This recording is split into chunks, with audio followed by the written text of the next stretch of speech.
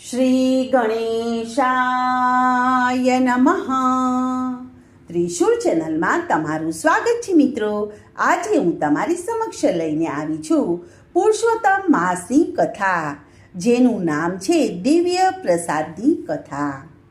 રામનગરમાં રાજા ભૈરવ રાજ કરતો હતો. જેવું તેમનું નામ તેવું જ તેનું કામ.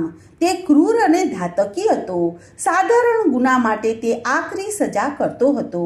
તેના દિલમાં જરા પણ રહેમ નજર ન હતી. શિકાર તો તેનો મુખ્ય શોખ હતો. હિંસક પશુઓ સાથે, નિર્દોષ અને નિર્મળ પ્રાણીઓ સાથે તે છોડતો ન હતો. તેણે પોતાની જિંદગીમાં કોઈ પણ પુણ્ય કામ કર્યું ન હતું. તેની આખી જિંદગી પાપભર્યા કાર્યોમાં કરવામાં જ ગઈ હતી. તેની રાણીનું નામ ફૂલકુંવર હતું. સાચે જ તે ફૂલ જેવી સુંદર, કોમળ અને નાજુક હતી. તે ધર્મિષ્ઠ અને દયાળુ હતી. તેને આખો દિવસ વ્રત, જપ અને તપમાં જતો હતો. રાજા જેટલું પાપ કરે એટલું જ રાણી પુણ્ય કરતા હતા. રાજા વનમાં શિકાર કરવા જાય ત્યારે રાણી પંખીને ચણ નાખે, ગાયોને ઘાસ નાખે અને દીનદયાળુઓને અને દુખિયાઓને મદદ કરે. આમ કરતા રાજા ભૈરવ પ્રૌઢ થયો. શરીરની શક્તિ ધીમે ધીમે ઘટતી ગઈ. ત્યારે રાજાને પોતે કરેલા પાપના પડછાયા ડરાવવા લાગ્યા. રાજા ઊંઘમાંથી ઝબકીને જાગી જતો. ક્યારેક પાપ યાદ કરીને તે સંતાપ કરતો. રાજાને ક્યાંય ચેન પડતું ન હતું. તેને થવા માંડ્યું હતું કે હજી એ થોડી ઘણી આવડતા બાકી હોય તો તેમાં કંઈક હું ભલાઈના કામ કરી લઉં તો શાંતિથી મને મોત આવે. ઘણા દિવસના સંતાપ અને વિચારને અંતે તેણે નક્કી કર્યું કે આ રાજપાટ હું કુંવરને સોંપી અને જંગલમાં જઈ અને ધર્મ, ધ્યાન અને તપ કરું, જેથી જીવને કંઈક શાંતિ મળે. છેવટે તેમણે વિચારમાં અમલમાં રાખ્યો અને કુંવરને રાજપાટ સોંપી અને વનમાં જવાનું નક્કી કર્યું. ત્યારે તેમની સાથે રાણીએ પણ આવવા માટે આગ્રહ કર્યો. જ્યાં પતિ ત્યાં જ હું, તેમ સતી નારીએ વિચાર્યું. બંને રાજમાંથી કંઈ પણ લીધા વગર ઉઘાડા પગે અને સામાન્ય વસ્ત્રો સાથે ચાલી નીકળ્યા. વનમાં પ્રવેશતા જ એક 4 હાથવાળો માણસ તેમની સામે મળ્યો. રાજાએ તેમના 4 હાથ જોઈને કોઈ દેવ છે એમ માનીને તેના પગમાં પડી ગયો. રાણીએ પણ રાજાનું અનુકરણ કર્યું. રાજા બોલ્યો કે હે દેવ, હું મહાપાતકી છું. પાપ કરતાં મેં પાછું વાળીને જોયું નથી. પાપના પડછાયા મને જંપીને જીવવા દેતા નથી, માટે તમે મને બચાવો. ત્યારે 4 હાથવાળો બ્રાહ્મણ બોલ્યો કે ભાઈ, હું કોઈ દેવ નથી, હું તો બ્રાહ્મણ છું. આગળ જતા મારા જેવા ઘરાય 4 હાથવાળા માનવો તમને જોવા માટે મળશે. રાજાને લાગ્યું કે આમાં કંઈક ભેદ લાગે છે. તેથી રાજાએ બ્રાહ્મણને તે જણાવવા માટે આગ્રહ કર્યો. ત્યારે બ્રાહ્મણ બોલ્યો કે થોડા દિવસ પહેલાંની આ વાત છે. હું આ રસ્તેથી પસાર થતો હતો ત્યારે સામે દેખાતા તળાવની પાળે મેં એક 4 હાથવાળા ગોવાળને બેસેલો જોયો. પહેલાં તો હું ડરી ગયો અને પછી હિંમત કરીને તેની પાસે ગયો અને તેના 4 હાથ વિશે મેં પૂછા કરી. ત્યારે એ ગોવાળે મને જણાવ્યું કે હે ભૂદેવ, સામે આંબાની જે ઘટા દેખાય છે એની પાછળ કનકનો એક પહાડ છે. હું ત્યાં એકવાર ફરતો ફરતો ગયો હતો. ત્યાં મેં મારા જેવા ગોવાળને જોયો. એને પણ 4 હાથ હતા. હું તેની સામે જિજ્ઞાસાથી તાકી રહ્યો. ત્યારે તે મારી પાસે આવી અને મારા હાથ પકડીને મને કનકના પહાડ ઉપર લઈ ગયો. ત્યાં ભગવાન પુરુષોત્તમનું મંદિર હતું. આ મંદિરનો પ્રસાદ જે જમે છે તે 4 હાથવાળો થઈ જાય છે. મેં એ પ્રસાદ લીધો એટલે હું 4 હાથવાળો થઈ ગયો. આ રીતે તે ગોવાળે મને તે મંદિરમાં લઈ જઈ અને પ્રસાદ જમાડ્યો. ત્યારથી મારા પણ 4 હાથ થવા પામ્યા હતા.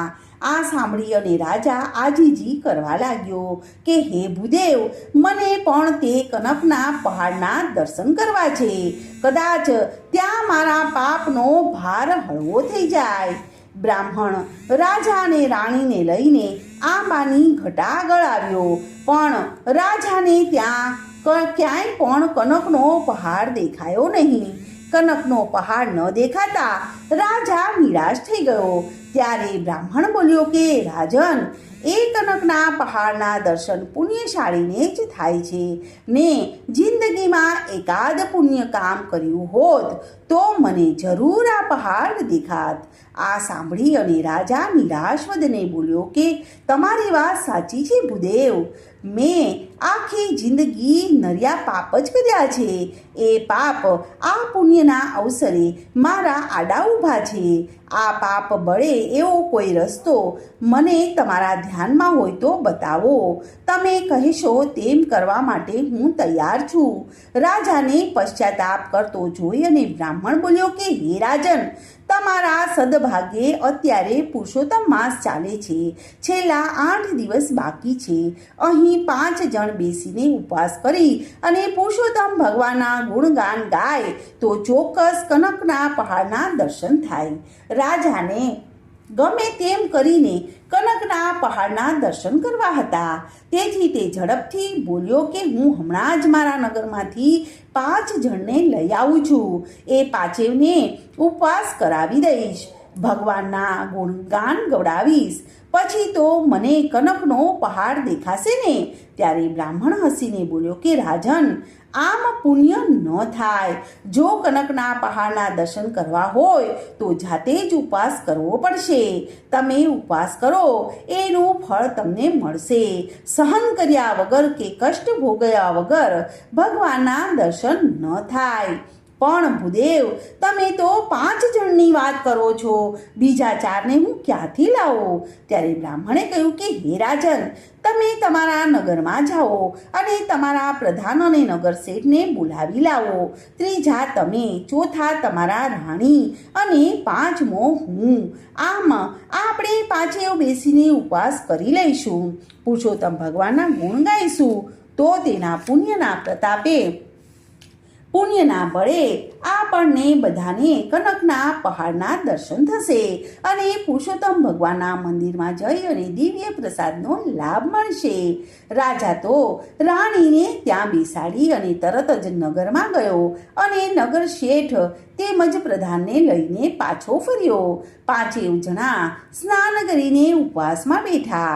5માંથી કોઈ પણ કંઈ પણ ફળ ફૂલ લેતા નથી, ફક્ત પાણી ઉપર જ રહે છે.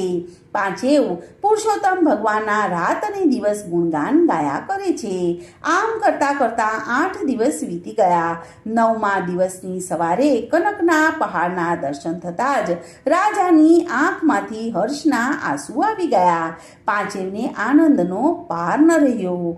8 દિવસના ઉપવાસના લીધે તેઓ લથડાતા પગે પહાડ ઉપર ચડ્યા. શિખર ઉપર સ્વયં પુરુષોત્તમ ભગવાન ઊભા છે. 5 જણાઓ ચરણોમાં પુરુષોત્તમ ભગવાનના ચરણોમાં ઢળી પડ્યા. ભગવાનને 5ને પ્રસાદ આપ્યો. પ્રસાદ ખાતા જ બધા જ ચતુર્ભુજ થઈ ગયા અને બધા એકી અવાજે બોલી ઉઠ્યા કે હે પુરુષોત્તમ ભગવાન, અમને ચતુર્ભુજ નથી થવું. અમને બધાને તમારા વૈકુંઠમાં સ્થાન આપો. ભગવાને તથાસ્તુ કહ્યું અને અચાનક વૈકુંઠમાંથી વિમાન આવ્યું અને 5ને લઈને તે વૈકુંઠમાં પહોંચી ગયું. બોલો પુરુષોત્તમ ભગવાનની જય.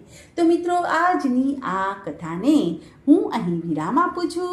કાલે ફરીથી આવીશ એક નવી કથા અને વાર્તા લઈને. ત્યાં સુધી બધાને મારા જય શ્રી કૃષ્ણ. ધન્યવાદ.